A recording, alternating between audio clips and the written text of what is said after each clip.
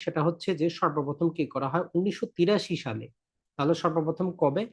১৯৮৩ সালে বাংলাদেশে মাদ্রাসা শিক্ষা বোর্ড যেটা করে ১৯৭৮ সালের মাদ্রাসার শিক্ষার জন্য যে অর্ডিন্যান্স সেটার ক্ষমতা বলে বাংলাদেশে যে প্রাথমিক স্তর অর্থাৎ প্রথম শ্রেণী থেকে পঞ্চম শ্রেণী পর্যন্ত ফোরকানিয়া মাদ্রাসা যেগুলো আছে, এই ফোরকানীয় মাদ্রাসা নামে যেগুলা কি ছিল, ফোরকানিয়া ইবতেদায়ী মাদ্রাসা নামে পরিচিত ছিল, সেগুলাকে স্বতন্ত্র ইবতেদায়ী মাদ্রাসা সৃষ্টি করার জন্য মঞ্জুরিটা প্রদান করে, যে এগুলা হবে এখন থেকে স্বতন্ত্র ইবতেদায়ী মাদ্রাসা। তো তখন এর পরবর্তীতে দেখা যায় সেটা হচ্ছে যে ১৯৮৭ সালে সরকার কি করে, এই বেসরকারি প্রাইভেট এই যে মাদ্রাসাগুলো আছে এগুলো প্রতি মাদ্রাসা প্রতি ৪,০০০ টাকা থেকে ৪,২০০ টাকা থেকে নিয়ে ৭,০০০ টাকা তারা কি করে এককালীন দেয়। আগে কিন্তু সরকারি মাদ্রাসা বা সরকারি স্কুল হলে সরকার সবকিছু দেয়, বেসরকারি মাদ্রাসার ক্ষেত্রে কিন্তু দেয় না। এগুলো নর্মালি ব্যক্তি উদ্যোগেই কিন্তু তৈরি হইতো, কোনো নীতিমালা নিয়মমালা ছিল না। এর পরবর্তীতে এর ১০ বছর পরে মূল ঘটনাটা ঘটে ১৯৯৪ সালে। এই ১৯৯৪ সালে সরকার একটা সিদ্ধান্ত নিতে চায় যে প্রতিটা ইউনিয়নে একটা করে কি থাকবে, স্বতন্ত্র ইবতেদায়ী মাদ্রাসা থাকবে। তাহলে মূল ঘটনাটা ঘটে কখন? ১৯৯৪ সালে সরকার সিদ্ধান্ত নেয় প্রতিটা ইউনিয়নে আমরা করে একটা কি করবো, প্রাইমারি স্কুলের মতো ইবতেদায়ী মাদ্রাসা দিয়ে দিব, সেখানে কিছু অনুদান দিব।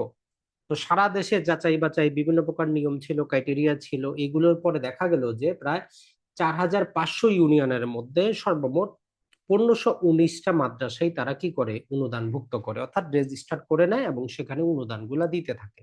সংখ্যাটা কিন্তু মনে রাখবেন, ১৫১৯টা মাদ্রাসায় তারা কি করে অনুদান দিতে থাকে।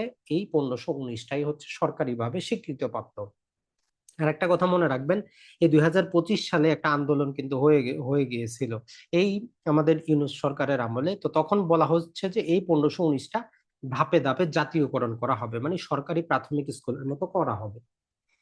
এবং এই শিক্ষকদের মাসিক অনুদান ৫০০ টাকা করে, প্রতিজন শিক্ষক ৫০০ টাকা করে অনুদান দিচ্ছে। বাকিটা যেহেতু এগুলো ব্যক্তি উদ্যোগে, সরকার এখনো সরকারি করেনি, ৫০০ টাকা করে অনুদান দিয়ে। তো এখন দেখা গেল যে শিক্ষা মন্ত্রণালয় থেকে প্রাথমিক এবং গণশিক্ষা মন্ত্রণালয় আলাদা হয়ে গেল।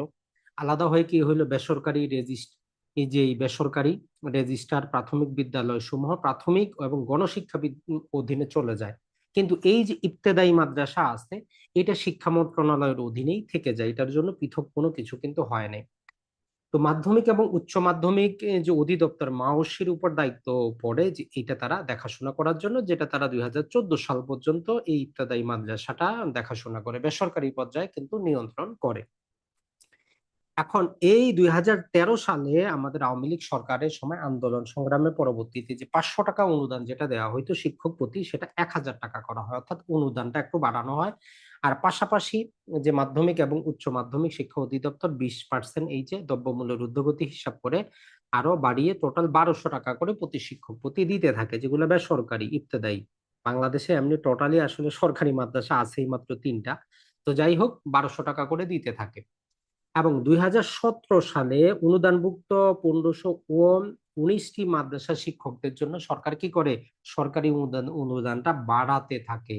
যেইটা হচ্ছে যে ২,৫০০ টাকা, ২,৫০০ টাকা করে প্রধান শিক্ষক, আর অন্যান্য যারা শিক্ষক আছেন তারা ২,৩০০ টাকা, ২,৩০০ টাকা নির্ধারণ করে জিও গভর্নমেন্ট অর্ডার জারি করে। তাহলে মূল কাহিনীটা ঘটছে ২০১৭, এই যে ১৫ সালে ১৭ সালে তারা কি করলো, একদম ফিক্স করে দিল ২,৫০০ টাকা আর ২,৩০০ টাকা।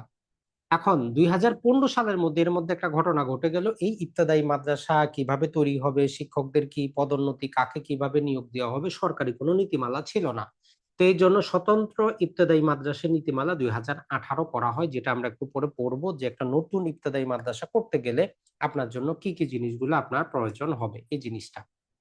তো এই ২০১৮ সালে এটা প্রকাশ করে। আর ২০২৫-এ যেটা হচ্ছে যে আন্দোলনের মুখে সরকার স্বীকার করে যে এই যে ১৫১৯টা আছে এগুলো ধীরে ধীরে জাতীয়করণ করা হবে, মানে সরকারি চাকরির মতোই হয়ে যাবে, এমপিও ভুক্ত হয়ে যাবে।